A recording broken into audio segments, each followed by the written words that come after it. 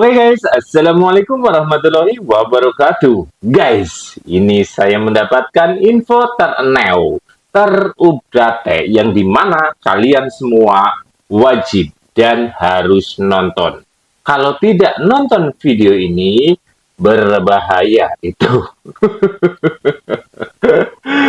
Masalah apa? Iya, makanya tonton video saya sampai selesai. Biar apa? Biar tidak ada dusta di antara kita. Asik. Oke, tanpa panjang lebar, yuk kita simak dulu videonya. Dari seluruh rangkaian perjalanan kemarin, safari ngebersamain Pak Jokowi ke Indonesia Timur, ada banyak hal yang menarik, yang suasananya itu sangat kontras sekali apa yang terjadi di Jakarta. Sangat kontras sekali dengan apa yang selama ini dinarasikan untuk menyerang dan memfitnah Pak Jokowi. Terutama kelompok-kelompok Roy Suryo, kelompok-kelompok pembenci, kaum kalah 16% dan 24%.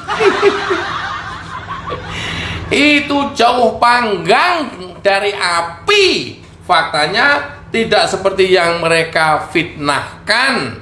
Ini luar biasa. Para fitnah, mudah-mudahan kalian tidak sadar sampai mati.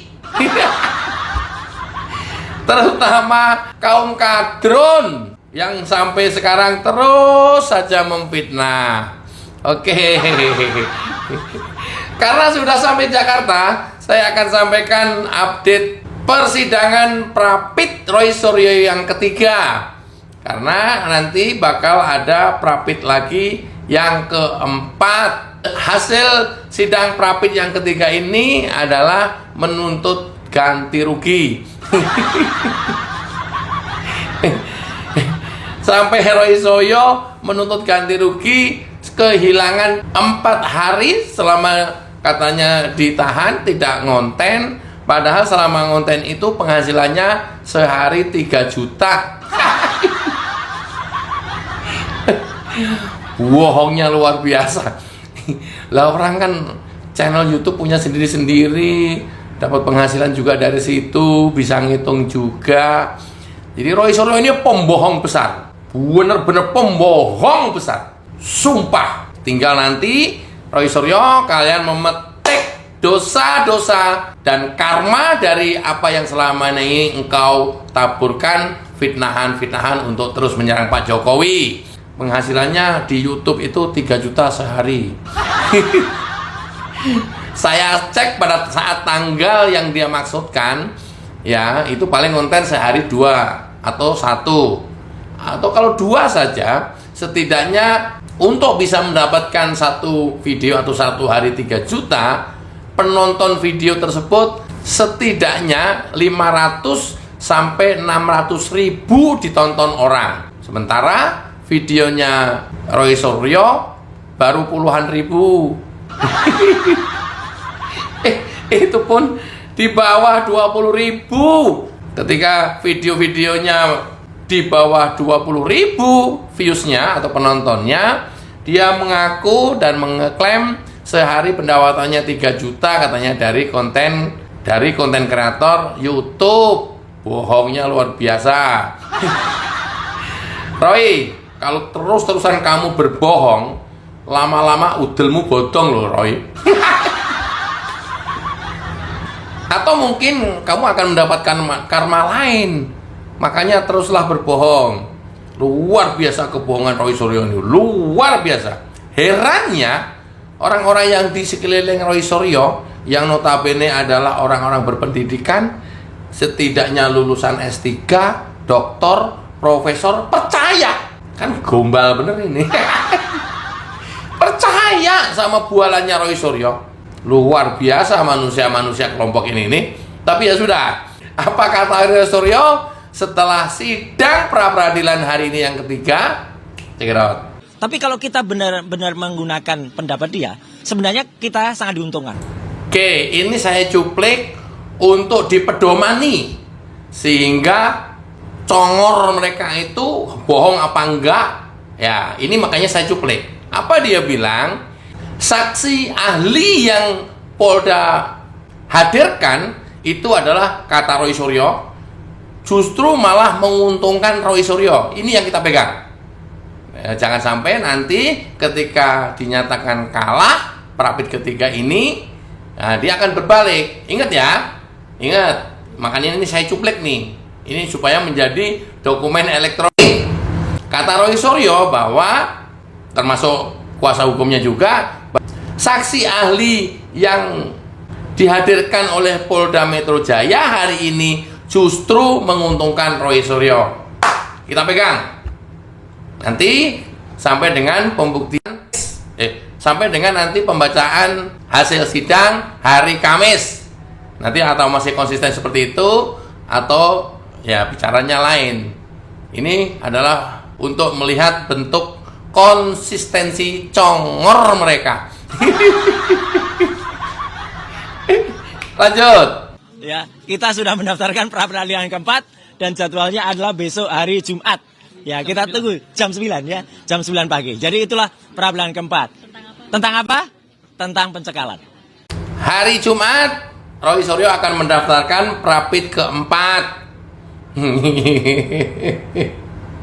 Ingat kata-katanya mereka dulu. Bahkan ini bisa saja akan terjadi Prapit ke-100. Ini baru keempat. Kita juga senang. Dikira kita nggak enjoy. Jadi kalau sudah berdarah-darah begini, ya dia tempuh Prapit terus. Seperti yang dia sampaikan bahwa akan mungkin bisa saja dilakukan Prapit sampai ke 100 kali karena kata dia undang-undang memungkinkan untuk melakukan itu. Ya udah nggak apa-apa. Kita juga senang. Nggak apa-apa diulur-ulur. Ini kan dalam rangka mengulur-ulur sidang pokok perkara ini. Nggak apa-apa. Kemudian sampai 2029 masih terus ini terjadi, nggak apa-apa. Setidaknya masih akan terus diberitakan media massa. Keren. Lu pikir kita jengah? Enggak, udah biarin. Ya. Dan nanti ketika kalah semuanya, masuk ke sidang pokok perkara, vonis dinyatakan dia bersalah, Roy Suryo bersalah, ini akan tambah berdarah-darah, akan tambah dramatis, akan tambah wow. Karena dalam kurun waktu yang panjang. Ya, jadi kita senang, Gri, senang. Udah biarin aja.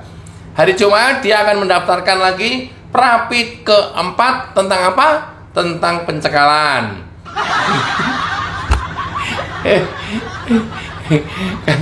Kalau diskusinya Roy Suryo dengan Ugroseno sebelumnya memang banyak hal yang bisa memungkinkan untuk dilakukan Prapit. Lakukan sampai 100 kali. Iya, kalau perlu sampai 1000 kali.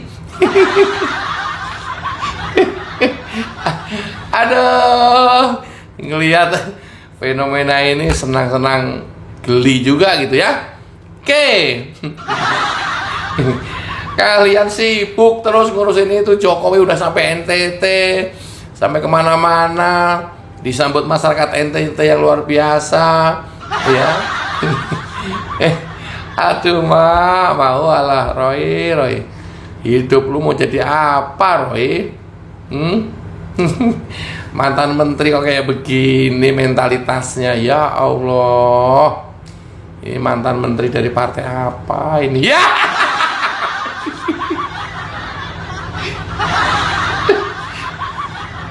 Enggak, kualitasnya itu loh. Hah? Kualitasnya, mentalitasnya. Kok ya Allah.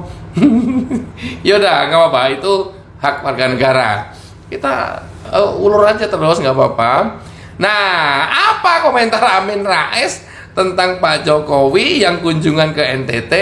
Ternyata Amin Rais tak buka channelnya, nyinyir juga. Apa, Gri? Lihat aja. Nah, ada yang mencengangkan dari upaya Mukidi atau Jokowi, bapaknya Gibran dan Kaisang, untuk bisa berkuasa lagi. Nggak boleh. Kalau berkuasa lagi secara formal tentu undang-undang sudah tidak memungkinkan itu. Presiden sudah pangkat tertinggi, jabatan tertinggi di Indonesia ini, dan sudah diperoleh Pak Jokowi selama 2 periode. Udah mentok memang. Lantas kemudian Pak Jokowi nggak boleh berpolitik. Nggak boleh ya ngurusin partai, sementara kamu ngurusin partai umat. Apa nggak bolehnya itu supaya kamu bisa menang atau kamu bisa melejit gitu? Jokowi suruh diem. Lo kok aneh, Min? Berkali-kali kamu sebut Gibran dan Kaisang, anaknya Pak Jokowi, ya mau diorbitkan Pak Jokowi, kemudian nggak boleh. Sementara kamu mendudukkan mantumu juga di ketum Partai Umat. Surveinya Partai Umat di bawah 1%. Lu mau ngocol seperti apa, Min? Ya. Lu mau ngejeplak seperti apa, Min? Nggak akan mampu mendongkrak elektabilitas kamu, Min. Apalagi mendongkrak elektabilitas mantu kamu, Min. Nggak akan.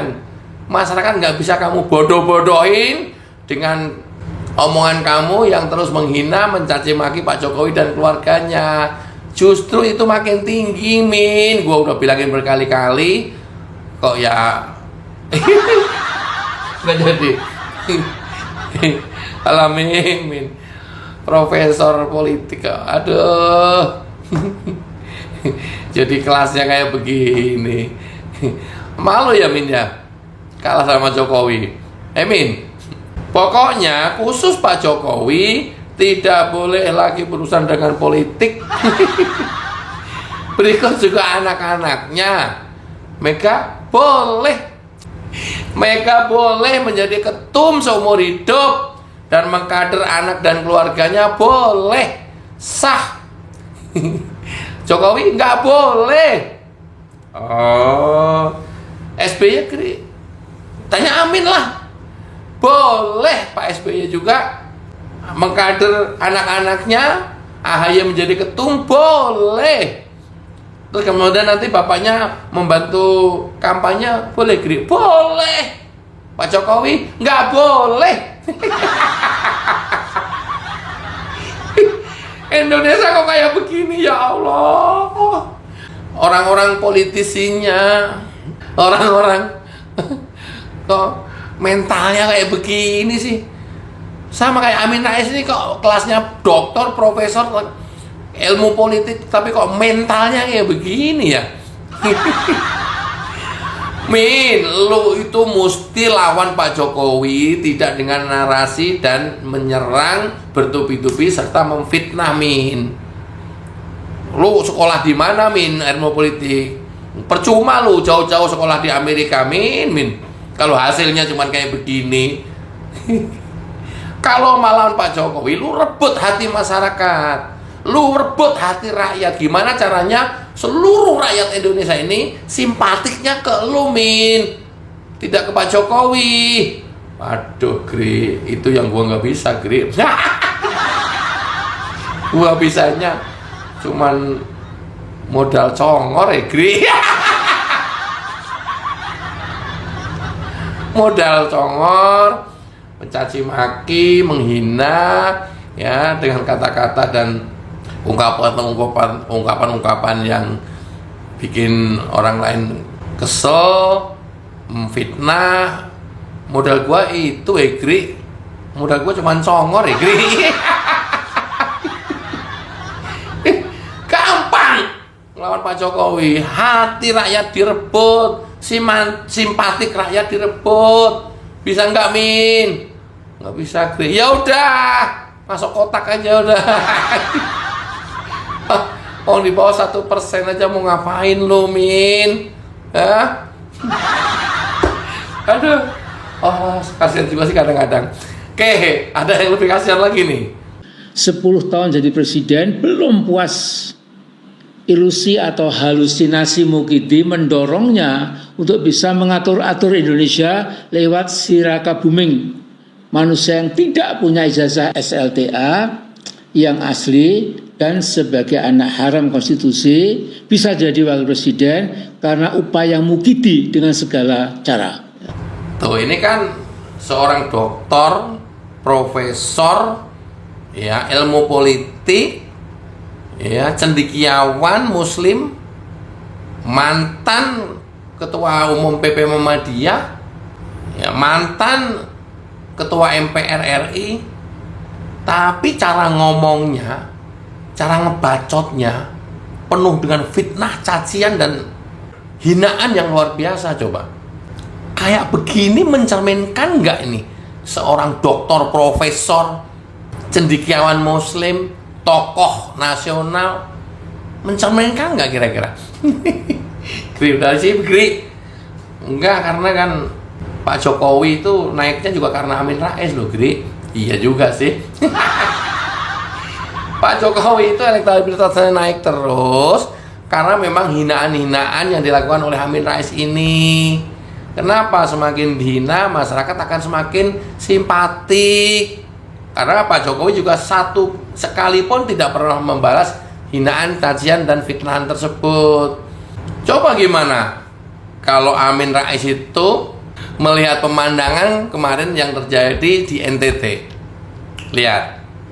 Nah, Mukidi sudah bertekad akan bersafari muhibah menyambangi sebagian rakyat Indonesia yang katanya tetap merindukannya. Ya, ini kata Mukidi.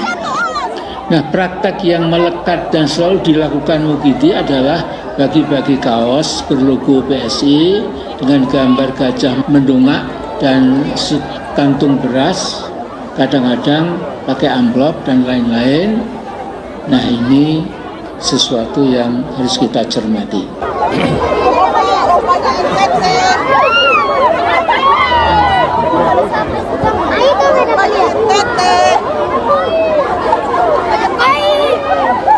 Apa?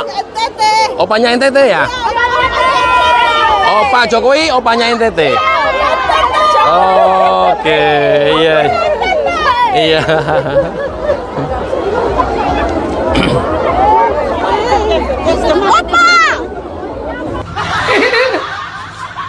Min, lu doktor, profesor, ilmu politik, lulusan Amerika, nggak malu sama tukang kayu, Min?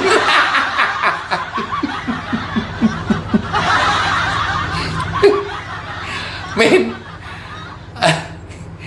aduh, kemampuan lu di mana, Min? Berpolitik, berstrategi, Min, merebut simpatik masyarakat. Gimana cara disukai oleh rakyat Indonesia? Profesor kelasnya kayak begini. Lah, cara berpolitiknya kok menyerang terus, memfitnah terus. Ini cara politik apa, Min? Mencaci maki terus. Loh, kamu sampai mati juga gak akan berhasil, Min.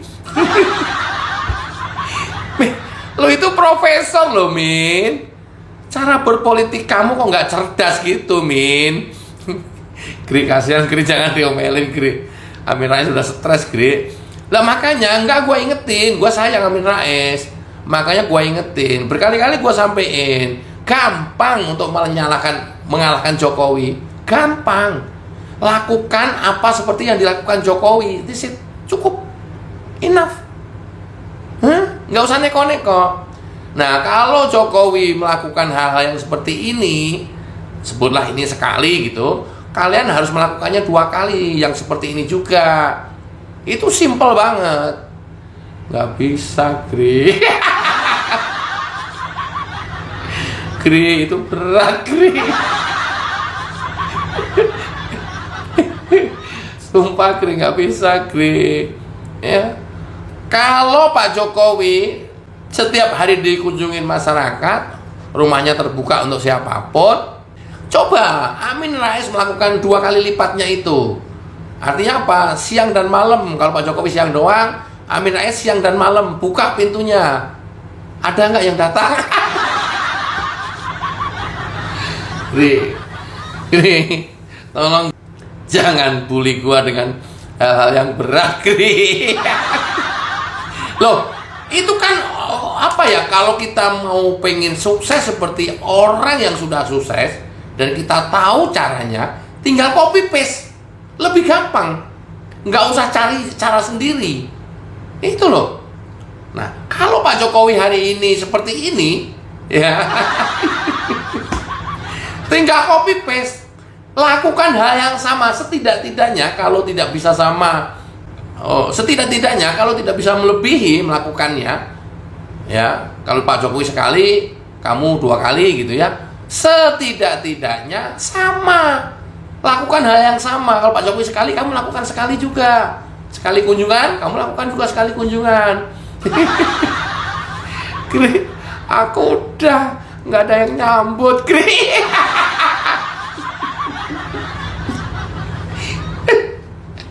Nggak ada yang nyambut, Kri. Oh, ya udah, kalau lu sadar itu, cari cara lain. Tidak mencaci maki, menghina, menghujat, memfitnah. Gua jamin sampai mau diar lu, Min, nggak bakalan bisa berhasil. Karena masyarakat hari ini adalah melek politik, melek digital, melek media sosial, Min. Nggak akan gampang lu bodoh-bodohin. Beda dengan era yang waktu itu informasi itu hanya dikangkangin, hanya didominasi dan dikuasai oleh media mainstream. Hari ini sudah tidak seperti itu lagi. Jangan pakai cara-cara yang sama.